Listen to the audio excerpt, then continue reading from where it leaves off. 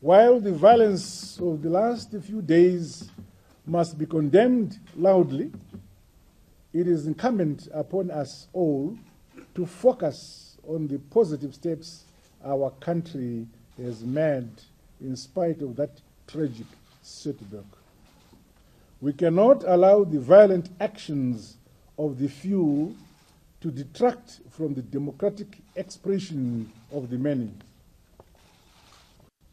I pledge to be the president of all Zimbabweans, a president of those that voted for me and those who did not. To Nelson Chamisa, I want to say, you have a crucial role to play in Zimbabwe's present and in its future and in its unfolding future. Let us both call for peace and unity in our land. Call for both louder and ever.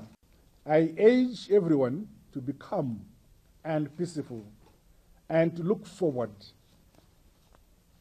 To remember that we are all brothers and sisters and that this land is all we have. Some few questions, and the police were overwhelmed, and then they summoned, as is required under our constitution, assistance from the army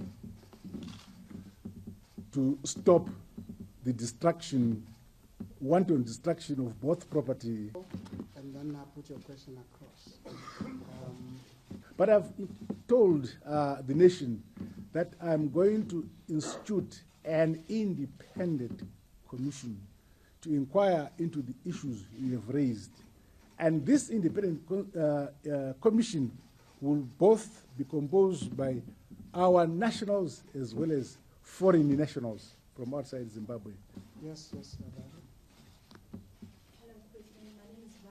This is what I've said. I need an independent commission to inquire as to what actually happened. And I've said I would want to have persons of integrity from Zimbabwe and persons of integrity from outside Zimbabwe to do that inquiry and then make it public. Some few questions.